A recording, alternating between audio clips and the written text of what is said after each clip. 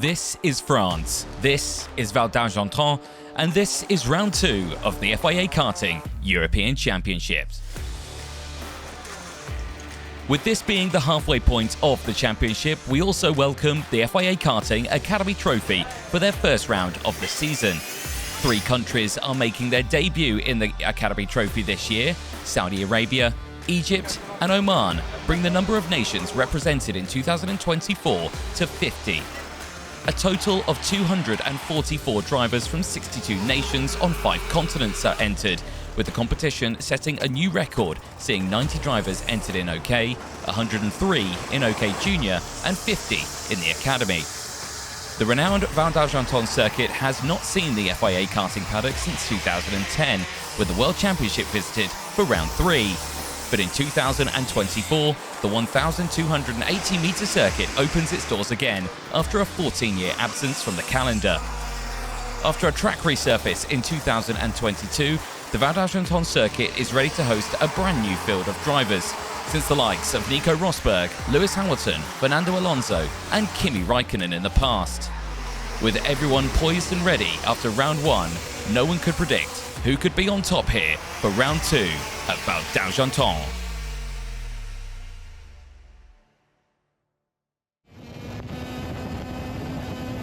Let's go on board with local star Andy Cansani. Going into turn 1 at Val d'Argenton has its similarities to Valencia, a fast-sweeping right-hander that tightens into the quick left at turn 2. After a short run, you head into the hairpin of turn 3, vital to get right, but easy to run wide. Another quick run into turn 4, a good exit here is key for the run down the 170-metre back straight. As you head into the double right of turns 5 and 6, a quick burst of power as you head into one of the major overtaking spots at turn 7. Easy to get a block pass done here, as there's no rest time when you exit. Right, then left as you head into the pinch point of the chicane. Carry the speed into turn 12, where you can make or break your race. A fast exit is needed as you go flat through 13 to finish the lap at Val d'Argenton.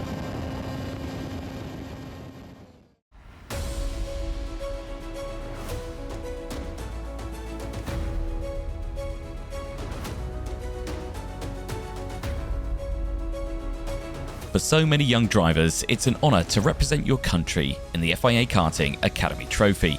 And in 2024, 49 different nations entered into the weekend from all over the world. A 20-lap final was ahead of the field of 36, for some of them the longest race they will have ever done. With the weather conditions throwing a curveball for the field, this final was going to be a true test of skill, control and determination. For Greece, it's Nicolas Karagiannis starting on pole, from France Lilian Suarez, who would share the front row, with Belgium's Gilles Herman and Switzerland's Dan Aleman on the second row. Who will hold their nerve at Val d'Argenton?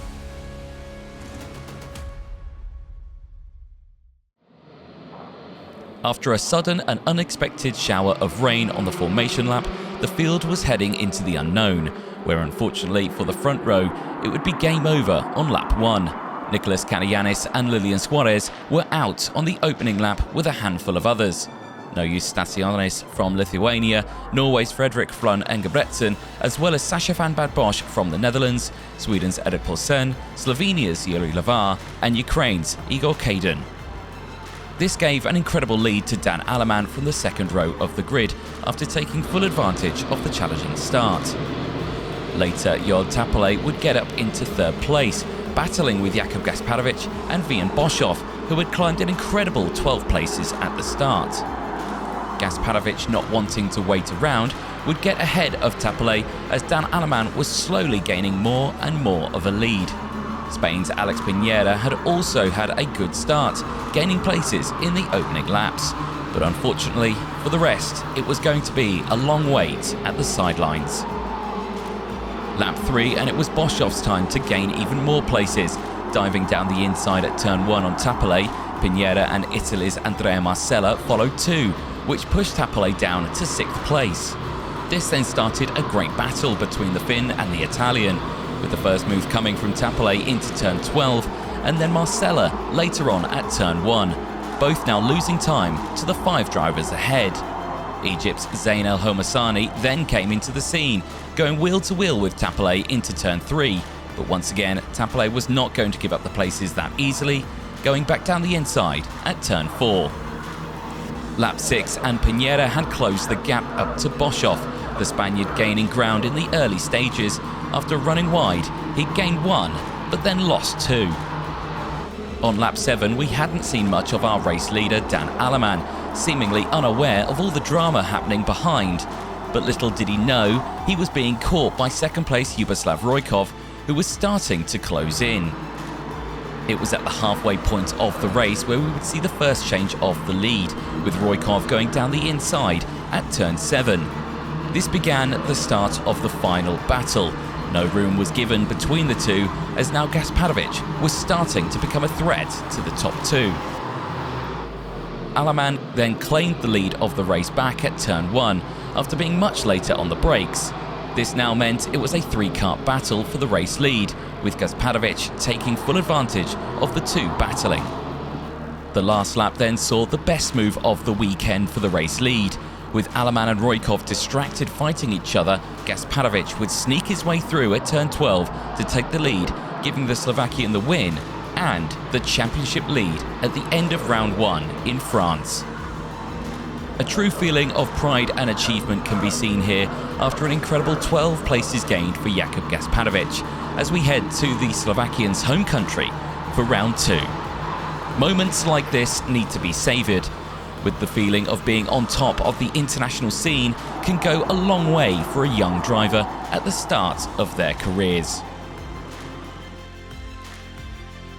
The top 10 at the end of round 1 is Jakub Gasparovic from Vian Boshoff, Dan Aleman in third place after a penalty, with Andrea Marcella, Alex Pinera, Kai Berg, Rian Darmadasa, Fustau Arnaldo, Martin Menendez and Rafael Gabera. The start of the season at Val d'Argenton was an immense challenge for so many in the Academy Trophy. But as we head to round 2 in the Slovakia ring, we start to see who could be champion in 2024. Yeah, I'm feeling really good. I didn't think that I could win this. I'm really happy. I think I had a really brilliant pace throughout the race, because I was catching up Dan and Lubo in first and second place, and the move in the last corner, I think it was really good. I wanted to wait for the right chance to overtake these guys, so I waited for the last lap of the race. Then I wanted to overtake Lubo in the first corner, but he defended it, so I waited for a chance and I took it. Yeah, I mean, this whole week has been quite long. In the final we had quite a lot of pace. Luckily on the start there was a bit of an incident on the start, so that helped me and got me more to the front. During the race I had to fight quite a lot with the guys behind me, trying to keep them behind. And the racing has been really close this weekend. A lot of the drivers are really good and the packages are really close. So you really have to bring your best in these race weekends. So with the weather changing the whole time, I mean, knowing that the final could have been dry or wet, so we had to be fast in either wet or dry. I was very good here in slicks and wet. If we had a podium, it was very good for me in the championship.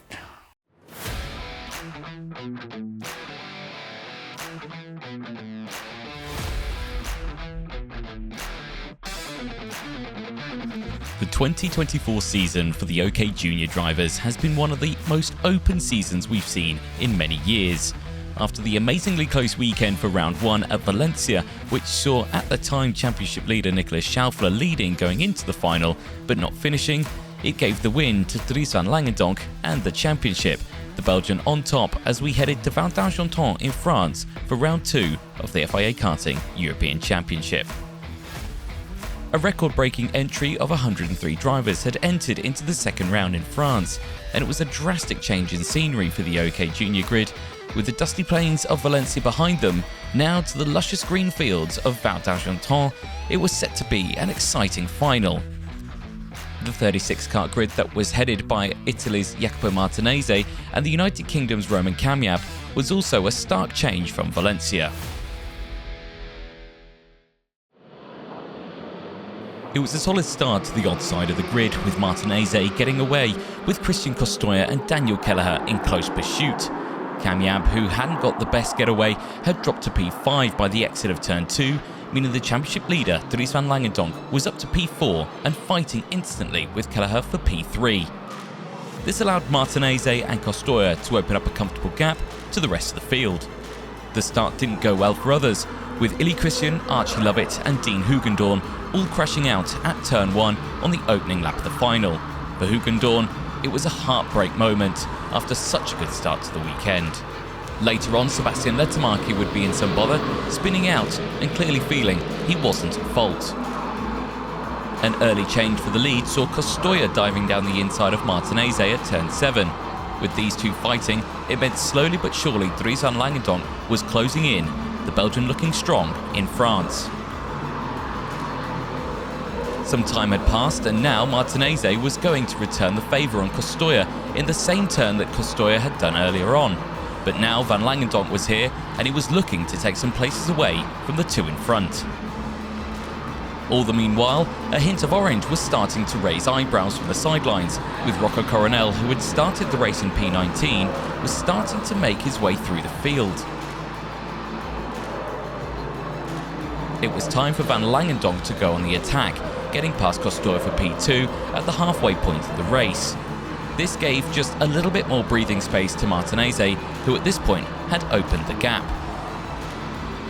Eyes were back on Coronel as he continued to set purple times lap after lap, making his way closer to the fighting four ahead. The gaps had closed in, and with just 3 laps to go, we had a 5-car battle for the lead, all separated by just over a second. Martinese really having to think how to take these last few laps. Coronel took his first victim of the top 5, going down the inside of Turn 7 to get up into P4, but a top 4 finish wasn't going to be enough for Coronel, as once again he got the power down and started to close up the gap to Costoya in P3. 2 laps later the gap was closed and Coronel went for the podium move on Costoya. Down the inside at Turn 12, but with time running out, could he close the gap up to P2? The final lap and Martinese would go slightly defensive into Turn 12, exposing an attack from Van Langendonk. A last brave attempt by the Belgian put the two of them in a compromising position, but it wasn't going to be enough as the Italian made his way across the line. He became the second final winner of the season as he hunts down the championship leader Van Langendonk in the points. Once again, the championship couldn't be any closer for the 2024 FIA Karting European Championship. And for the Italian, it's a job well done in France. He goes to Slovakia in high spirits, but not yet as a championship leader. With the halfway point over, it's anyone's to take going into round 3. The top 10 at the end of round 2 is Iacopo Martinese, Dries van Langendonk and Rocco Coronel, the top 3. With Christian Costoya, Roman Kamiab, Nicolas Schaufler, Henry Domain, Paul Andriotis, Kip Bolowski and Filippo Sala rounding out the rest. For the top 3, it's an incredible feeling to stand on the podium. And with the Slovakia ring next, can the championship fight get even closer? Martinese makes it 2 different winners in 2 rounds. Will it change once more in round 3? Oh, I feel extremely happy. All over the course of the weekend, we knew it was going to be a really hard race. We managed, from the heats, to start first place. Costoya overtook me, and then I decided to go in front and then do my pace. Yeah, from the beginning of the year, we work a lot. We work very hard, especially from Valencia to this round. And with the team, I had a very nice package. Yeah, I think just over the course of this whole week, it's been pretty tough. I think just we're struggling a lot on the grip of the tyres we received, and in the wet, just not really having the pace not really having the grip from the tyres. And in the dry there was not really much of a problem. But yeah, just really like struggling a bit in the wet heats. And I think just today we made quite a good comeback. Obviously starting from P6 on the grid, immediately got to P3 after the second corner. And then just step by step hunting Christian down. Christian made a little mistake, got past him, and then Iacopo, to be honest, he just drove brilliant, like no mistakes in the lead. So yeah, just didn't quite get close enough. Obviously having to think about the championship as well, not making a stupid move or ridiculous, that was not necessary. Still good championship points, and we'll be even more hungry for the next round. I never thought I could take a podium with me at home, and yeah, I started P19, so yeah, I didn't know I had the speed for that to just go to the front. In Valencia was a bit of a mistake for me, in all the heats as well, because my heats were not as great. The qualification was P10, so it wasn't great at all. So, but I think for the whole season it will be all okay. We struggled a little bit at the start of the year with Iacopo. With other drivers, we were quite okay. I think also Iacopo had a lot of pressure on his shoulders, being the younger driver, together with Dries, with a lot of pressure on his shoulders to do well this season. And no, he managed very well the race. I think also when we watched the final, it was very difficult to be in the lead. If you saw Costoy behind him in the beginning was slightly quicker, he got in front, and then suddenly Iacopo looked much quicker. And the group behind, everyone looked faster behind. So I think to be in the front was very difficult. And he managed fantastic lead on 20 laps, head down, not looking too much behind, very little mistakes. It's a very close finish. Dries pushed him all the way to the end, but he took the victory and he done a very good job.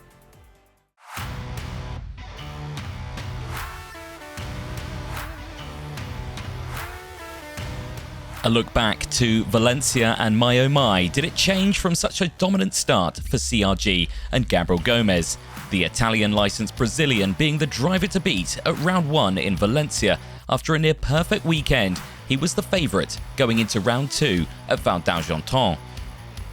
He was closely followed by his teammate Louis Iglesias and Forza Racing driver Lewis Werrell. It looked like it was going to be an easy season for the Italian team. However, they didn't bet on Joe Turney and his incredible 2024 comeback, the British driver having a superb weekend to this point, taking every win in the qualifying heats and superheats. Turney would be joined by David Walter on the front row, but the championship rival Gabriel Gomez would be stuck on the third row of the grid. Turney got the best getaway at the start of the race, the Briton choosing to switch sides of the grid for the final. This meant that P4 starter Finn McLaughlin got up into P2 at the start. Walter held on to third as former world champion Matteo Morgato went wheel to wheel with Gomez into turn 3. Carnage was then unleashed at the back of the grid, with the other CRG of Santino Panetta being overturned, but thankfully walked away with nothing more than a story to tell. A look back at the start to see what had happened at the back of the grid, as we also lost 3 other drivers, with Zach Drummond, Lewis Francis and pulses from qualifying David Cosma out on the opening lap. With the race continuing, Walter got an early move on McLaughlin after seeing that Turney was breaking away all by himself. Morgato and third place finisher from Valencia Lewis Werrell had got through too, with Werrell then getting them both at turns 5 and 6. A small mistake from Morgato gave the opportunity for Walter to go for the move, but to no avail, as the 2 drivers battled through turn 13 at the end of lap number 2. With them bunching up the pack, Gomez was able to fight back, the championship leader going into the weekend, getting back up into P5 through turn 1 on McLaughlin. Lap 4 and the lead gap was coming down, the young Briton, who was in his first year as a senior, putting in a great early performance in the final, gaining 6 places and hunting down now championship leader Joe Turney. Gomez seemed determined to make sure he left the weekend in France championship leader after this superb move on David Walter into turn 7, moving the Brazilian up into P4 on lap 4. Anything seemed possible at this point of the race. It was Kai Rillart's next to full foul at Val d'Argenton, the Belgian out on lap 7. Lap 11 and the gaps at the front were staying level, with it still being Joe Turney at the front, everyone started to wonder if they could catch the Briton, as the race was getting close to the halfway point. Gomez had closed in on Morgato, but the two still yet to start battling. Walter then came under a surprise attack from Salim Hannah, the Colombian with the lunge of the weekend through turn 12, moving himself up into the top 5 on track. This allowed McLaughlin to close in by the next lap, and then to go for the move in towards turn 4 to get up to P6, the Irishman on a charge at the midway point of the race. Eyes looked back at the front, but still no change. Despite the best efforts from Werrell, he was not able to close the gap to Joe Turney. A look back further in the field saw a very impressive drive from Jindřich Peschel and Noah Montero. With Peschel gaining 9 places, he was sitting comfortably in P11 after starting the race in 20th place.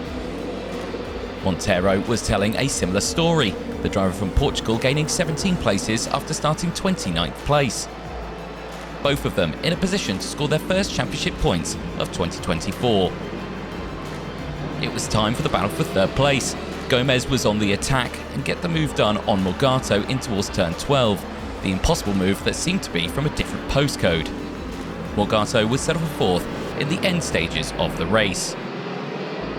But for the United Kingdom's Joe Turney, it would be a flag-to-flag finish. A superb weekend of racing not only secures a perfect score, but the championship lead at the halfway point of the season.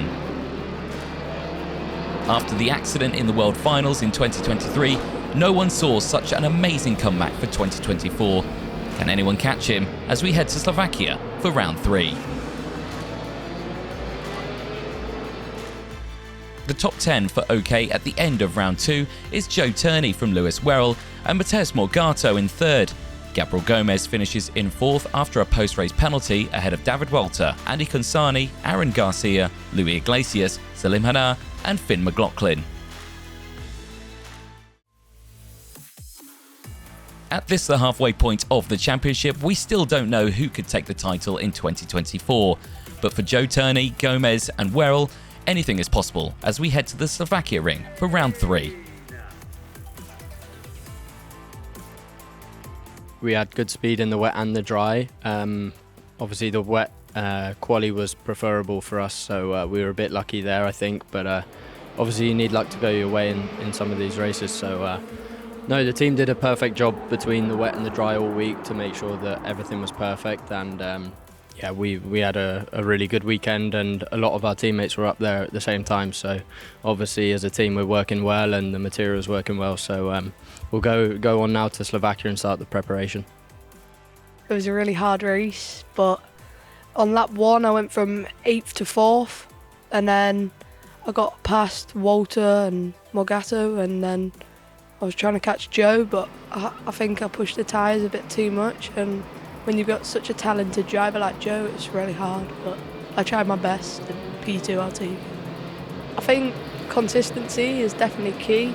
This weekend proved that, always in the top 5, but I think as a team we got quicker and quicker all weekend, and I'm very excited for Slovakia, and hopefully I can be back here again. Yeah, definitely not the way I wanted to be here today, but I mean, then rules are rules, and cannot do anything about it. But yeah, it was a good weekend overall.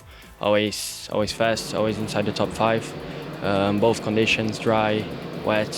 So really happy with the work of all the team.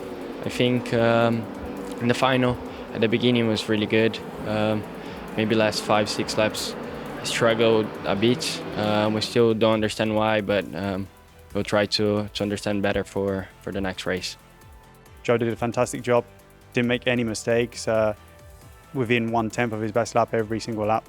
And yeah, congratulations to him.